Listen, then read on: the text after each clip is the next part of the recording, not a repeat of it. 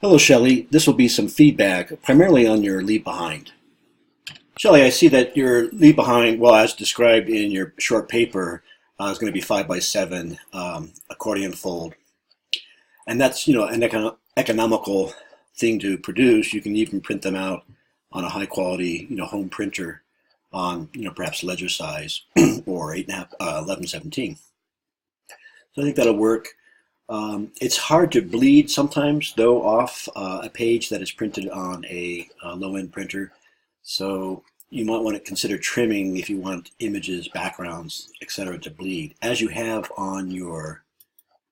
Okay, so here it is. Here's the accordion fold.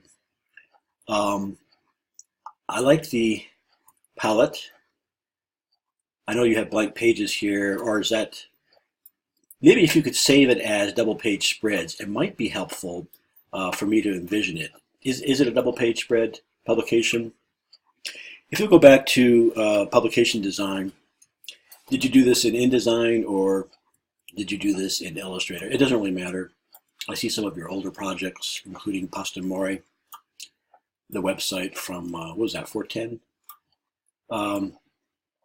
Good job in surviving that class. I've taught that. It's very difficult, isn't it? Okay, so your logo. No, you also addressed a lot of the things that I had mentioned about the logo. You used the Pathfinder tool successfully, so great. I like to play on your name, Shelley, but I think, and I also like the shape of this chambered nautilus, reflecting like the bowl of the P. But it's introducing yet another visual element, sort of an icon, I guess, that while it's a play on your name, I'm wondering, maybe moving forward in the next couple months or whatever, when you graduate, if you couldn't incorporate the chambered nautilus, which is really important to design because it reflects the Fibonacci series. Anyway, that's the golden ratio there. If the chambered nautilus became part of the bowl of the P, perhaps, and then you would tie that into, your first name, Shelley, with Shelley Parker Designs being an integral part of your logo. It's called a logo type. There's a logo and there's some type.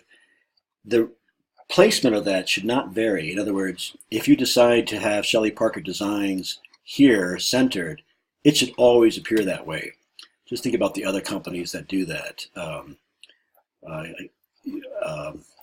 can't think of any off the hand, but Apple, I think, is probably a good example. It's called a lockup. And that's from metal type days, where the logo was locked up metal with the type, and that size and placement would not vary no matter what the application. Hope that makes sense. But I like this as a little mini portfolio, and it gives me a much better idea about what you're about, and what some of your interests are, and some of your work. The business card arrangement looks cleaned up. I like your type treatment here. This initial cap, though, seems a little bit larger than the rest of the capital letters, so just maybe reduce that. But I like the simple access. The gradation, is it meant to bleed off the edges? I think I had talked about that in earlier feedback. Just a question. The arrangement is very clean and simple. I like the gradations that you've used. Not crazy about the 3D effect on your logo. I may have mentioned that before, but plenty of space for the body of the letter. And you might consider, here's another instance of where a lockup would be important. So you've got SP logo and Shelley Parker Designs appearing in different places. You just settle on a position and size relationship and apply it for all of your materials. Okay, Shelley, good job.